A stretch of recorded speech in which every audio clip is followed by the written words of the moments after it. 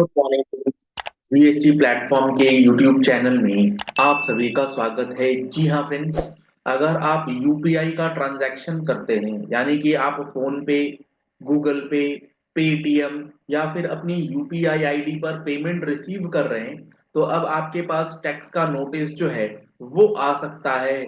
आपके पास जीएसटी का जो नोटिस है वो आ सकता है। ऐसा ही एक नोटिस सोशल मीडिया के अंदर बहुत तेजी से वायरल भी हो रहा है।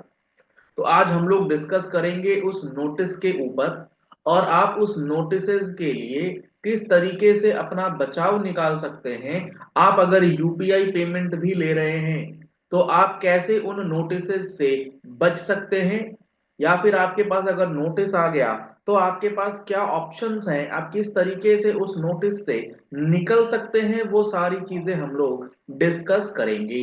जुड़े रहिएगा इस सेशन के एंड तक, ताकि आपको भी यूपीआई से संबंधित जो टैक्स के नोटिसेस अब आ रहे हैं, क्योंकि अब धीरे धीरे क्या हो रहा है, गवर्नमेंट के पास डेटा जो है वो यूपीआई के थ्रू ऑलरेडी पहुंच चुका है। अब वो ये चेक कर रही है कि किस एक पैन नंबर पे जो यूपीआई का ट्रांजैक्शन हुआ है वो ट्रांजैक्शन जीएसटी के थ्रेशहोल्ड को क्रॉस कर चुका है या नहीं। और जहां पर भी थ्रेशहोल्ड को क्रॉस कर गया है वो अमाउंट आपको जो है नोटिस भेज दिया जा रहा है। तो यहां पर सबसे पहले मैं आपको वो नोटिस दिखाता हूं, और उसके बाद डिस्कस करते हैं, समझते हैं कि ये जो नोटिस आया है इसको आने के बाद अब आपके पास क्या ऑप्शन बचेगा, या आपके क्लाइंट के पास आ गया तो अब आपको करना क्या है। ये बेसिकली है क्या, ये है एक सम्मन। इसमें बुलाया गया है और सोशल मीडिया में ये क्लेम किया जा रहा है कि ये एक पानी पूरी, जी हाँ फ्रेंड्स, गोलगप्पे वाले को आया है नोटिस। जो आप रेडी के ऊपर खाते हैं, पानी पूरी स्टॉल जो होती हैं, उसको आया है ये नोटिस। आप देख रहे हैं नोटिस टू पानी पूरी वेंडर। इसका क्लेम क्या सही है नहीं है पता नहीं, मुद्दे की बात क्या है, नोटिस का कंटेंट एक बार पढ़ते हैं। यहां पर लिखा है whereas based on the reports received from the Razorpay and PhonePe, यानी कि फोन पे हो गया, रेजर पे हो गया, कार्ड स्वाइप वगैरह, फिर जीपे, Paytm, you have received UPI payments for outward supply of goods or services। Basically क्या हुआ, जिसके पास भी ये आया है नोटिस, उसके बैंक स्टेटमेंट से डिपार्टमेंट ने क्या चेक करा, क्रेडिट साइड उसके बैंक स्टेटमेंट का, उसके क्रेडिट साइड में अमाउंट आ रहा है 100 रुपए, 20 रुपए, 100 रुपए, 10 रुपए, 50 रुपए, ऐसे। और उसके अंदर लिखा है यूपीआई। यूपीआई आप सब जानते ही होंगे, ये तो आपको पता ही होगा कि इस तरीके से बैंक स्टेटमेंट में एंट्रीज जो है वो आ रही है। अब यहां पर यूपीआई के जितने ट्रांजैक्शंस हैं उसको क्लब कर दिया गया, और क्लब करने के बाद ये बोला गया कि आपने रिसीव करा है यूपीआई पेमेंट्स, और वो जो यूपीआई पेमेंट्स का अमाउंट आपने रिसीव करा है 23-24 के अंदर, वो करा है 40,11,019 रुपए। 40,11,019 रुपए का अमाउंट आपके यूपीआई के थ्रू क्रेडिट हो गए हैं बैंक अकाउंट में। आगे इन्होंने क्या बोला, whereas further analysis shows that you have not registered under the provisions of GST.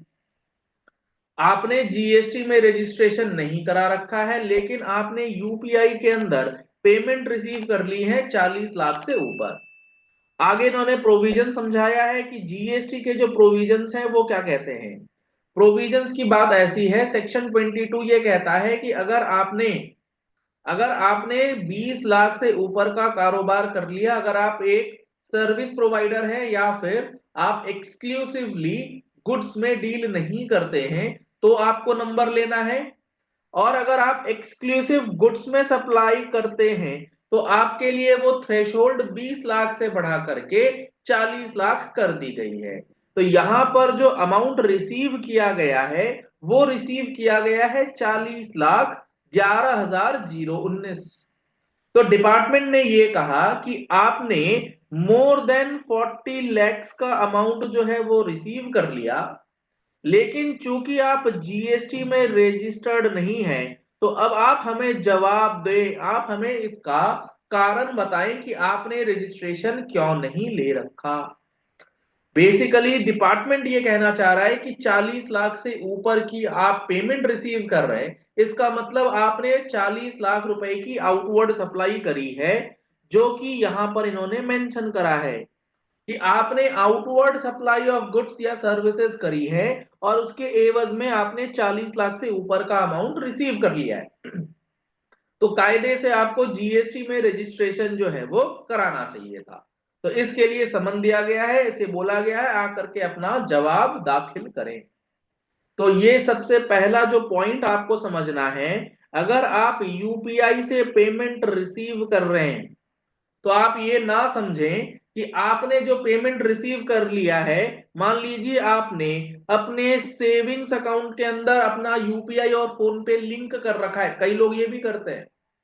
मान लीजिए एक पर्सन है एक्स वाई जेड, इसके फर्म का नाम है राम एंड कंपनी, और इसने इस करंट अकाउंट के अंदर यूपीआई का ट्रांजैक्शन नहीं रिसीव कर रहा, क्योंकि करंट अकाउंट तो हर महीने चेक हो रहा है। वो क्या करता है, अपने एक सेविंग्स अकाउंट है जिसको वो साल में एक ही बार इनकम टैक्स के लिए यूज करता है उस सेविंग्स अकाउंट से यूपीआई का ट्रांजैक्शन करने के लिए फोन पे वगैरह लिंक कर रखा है, और पेमेंट जो है वो सेविंग्स अकाउंट में ले रहा है। तो अब अगर आप सेविंग्स अकाउंट में ले, करंट अकाउंट में ले, उससे कोई फर्क नहीं पड़ता, आपका पैन नंबर ही आपका सारा करता धरता है। तो आपने अगर यूपीआई की पेमेंट ली है, चाहे किसी भी अकाउंट में ली हो, वो सारा का सारा यूपीआई पेमेंट आपकी टर्नओवर में काउंट हो जाएगा। पॉइंट नंबर 1, आपको ये नोटिस से ऊपर उठ करके भी कुछ बातें जो हैं वो समझनी है, ताकि आप इस चक्कर में गलत पेमेंट लेने के बाद उल जुलूल जवाब जो है वो ना दे दे, या फिर उल जुलूल पेमेंट आप गलत फहमी में ना ले ले। दूसरा इंपॉर्टेंट पॉइंट क्या है, दूसरा इंपॉर्टेंट पॉइंट क्या है कि अगर आपने यूपीआई पेमेंट ली है तो क्या आपको हर केस में जीएसटी के अंदर रजिस्ट्रेशन कराना मैंडेटरी हो जाएगा। मान लीजिए इसी केस की बात करें, अगर इसने 40 लाख से ऊपर का यूपीआई पेमेंट ले लिया, तो क्या इसे अब मैंडेटरी हो गया जीएसटी रजिस्ट्रेशन कराना। क्या ये 40 लाख से ऊपर इसका जो अमाउंट है वो पूरा का पूरा आउटवर्ड सप्लाई है, क्या ये पूरा का पूरा टर्नओवर ही है। तो इसमें कई सारी चीजें हैं। सबसे पहले तो यही कि यस, हो सकता है इसका पूरा का पूरा अमाउंट ये टर्नओवर का ही हो।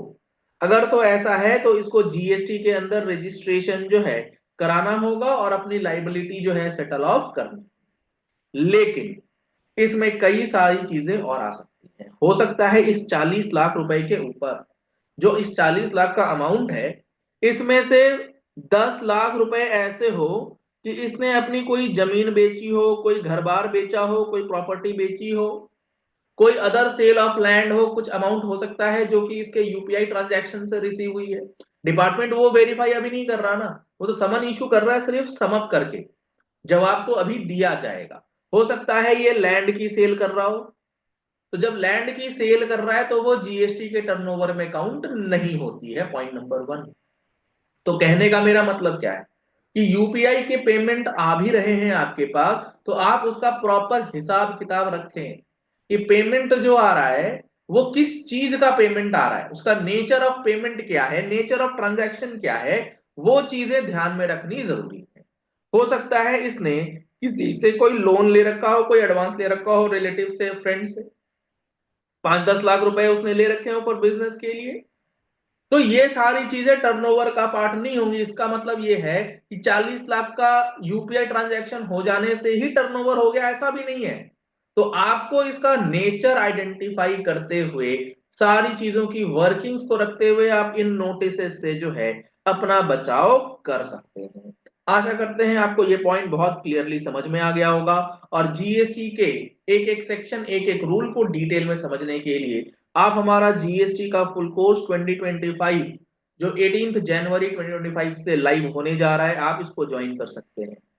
इन कोर्सेज को ज्वाइन करने से आपको जो कवरेज मिलने वाली है, कंप्लीट कवरेज ए से लेके जेड तक ऑफ जीएसटी के प्रोविजंस वो मिलेंगे।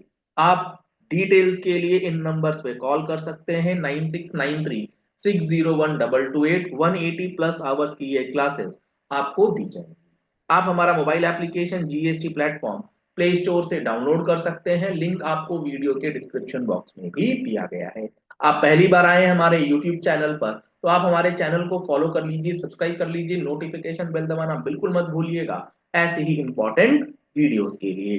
Thank you and have a nice day.